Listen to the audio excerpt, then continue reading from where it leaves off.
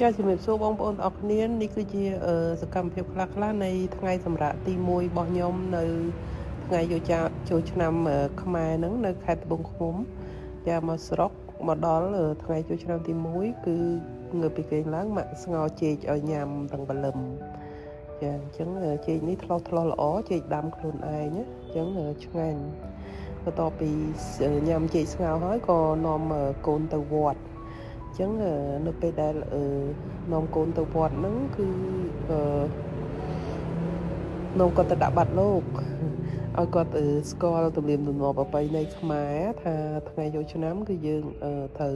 ថ្ងៃទី1គឺយើងត្រូវមកវត្តយកចង្ហាន់មកប្រគេនលោកចាអញ្ចឹងក៏នាំគាត់ដាក់បាត់លោកទៅចាព្រោះគាត់ក្មេងសម័យក្រោយគាត់មិនសូវស្គាល់ទំនៀមទម្លាប់ប្រពៃណីហ្មងទេចាអញ្ចឹងនាំគាត់ឲ្យស្គាល់ទៅយើងខ្ញុំក៏មិនសូវជាស្គាល់ប្រហែលដែរប៉ុន្តែព្យាយាមធ្វើឲ្យបានច្រើនចាបន្ទាប់ពី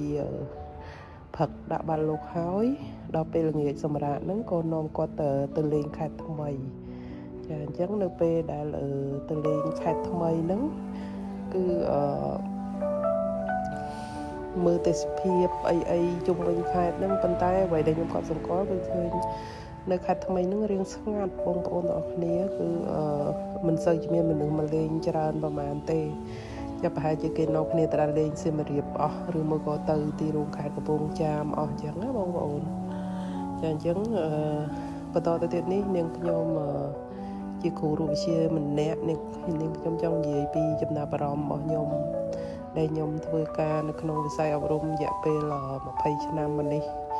ចាខ្ញុំចេញបរៀនឆ្នាំ2005ឥឡូវឆ្នាំ2025គឺ20ឆ្នាំហើយអ្វីដែលខ្ញុំចង់និយាយឥឡូវនេះគឺខ្ញុំចង់និយាយអំពីលំហូរអាជីពជាគ្រូបរិញ្ញាបត្ររូបវិទ្យានិយាយពីការអភិវឌ្ឍសមត្ថភាពនៅក្នុងអាជីពដែលមានមនុស្សជាច្រើនតែងតែនិយាយថាធ្វើជាគ្រូបរិញ្ញាបត្រគឺមិនអាចឡើងទៅណារួចទេនៅបានតែត្រឹមជាគ្រូបរិញ្ញាបត្រនឹងចាបើសិនជាក្នុងផ្នែកគណិតរបស់ខ្ញុំគិតថាបុគ្គអាជីពដែលល្អជាងគេបំផុតគឺគ្រូបរិញ្ញាបត្រហ្នឹងហើយចាពីព្រោះយើងបានផ្ដល់ចំណេះដឹងទៅឲ្យក្មេងៗជាច្រើនមកដល់សម័យនេះគឺយើងអាចផ្សព្វផ្សាយចំណេះដឹងយើងតាមអនឡាញតាម YouTube អីជាច្រើនទៀតដែលយើងអាចធ្វើបានណាអញ្ចឹងនេះខ្ញុំរីករាយក្នុងអាជីពជាគ្រូបរិញ្ញាបត្រហ្នឹងហើយខ្ញុំតែងតែខិតខំអភិវឌ្ឍសមត្ថភាពខ្ញុំរហូតមកដល់ឥឡូវក៏ខ្ញុំនៅតែខិតខំអភិវឌ្ឍសមត្ថភាពទៀតដែរចាអញ្ចឹងអ្វីដែលខ្ញុំចង់និយាយពីលំហូរអាជីពជាគ្រូបរិញ្ញាបត្រអ្វីដែលខ្ញុំសង្កេតឃើញនៅក្នុងកំឡុងសម័យឆ្នាំ2000ណាយើងជាគ្រូបរិញ្ញាបត្របើជាគ្រូបរិញ្ញាបត្ររូបវិទ្យាគឺយើងចេះតែទ្រឹស្ដីរូបវិទ្យាហើយយើងចេះដោះស្រាយលំហាត់ហ្នឹងទៅគឺយើងអាចទៅធ្វើជាគ្រូរូបវិទ្យាបានហើយ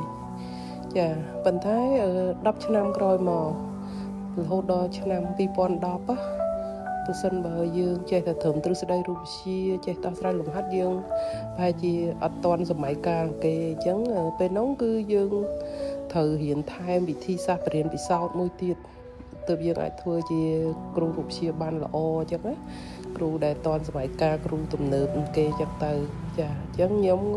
សម័យនោះក៏បានអភិវឌ្ឍសមត្ថភាពច្រើនគួរសមទៅតាមនឹងដែរចាអញ្ចឹងខ្ញុំបានរៀនវិធីសាស្ត្របរិញ្ញាបត្រជាច្រើនរួមទាំងវិធីបង្រៀននិងរៀនតាមបែបរិះរកដែលខ្ញុំសប្បាយរីករាយនៅក្នុងការរៀនហើយក៏យកវាមកអនុវត្តបានច្រើនមកដល់ឥឡូវនេះហើយមកដល់សម័យឆ្នាំ2020 10ឆ្នាំក្រោយមកទៀតសម័យកូវីដពេលហ្នឹងគឺគ្រូទៅសាលាបិទគ្រូទៅបរៀនពីចម្ងាយអញ្ចឹងអ្វីដែលគ្រូទៅចេះគឺICT គ្រូទៅចេះ ICT គ្រូទៅចេះG Suite ចាទើបគ្រូអាចបរៀនសិស្សបានអញ្ចឹងខ្ញុំក៏ខិតខំរៀនថែមទៀតតាមនឹងទៅចាដែលជាអ្វីដែលសង្គមបច្ចុប្បន្នតម្រូវឲ្យយើងត្រូវតែមានត្រូវតែចេះអញ្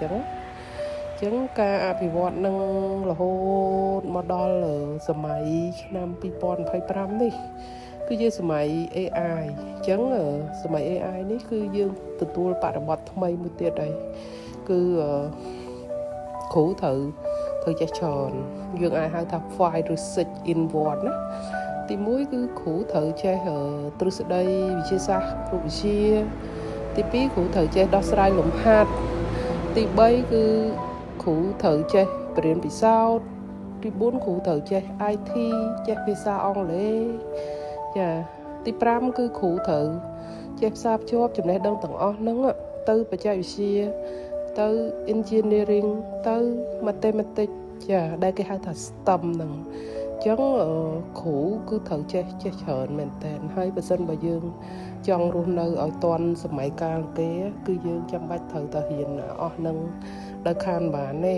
ដាក់ចិត្តដាក់កាយរៀនសូត្រអភិវឌ្ឍចំណេះដឹងខ្លួនឯងបន្ថែមទៀតចាធ្វើការងារថ្មីជាច្រើនដើម្បីឲ្យយើងអាច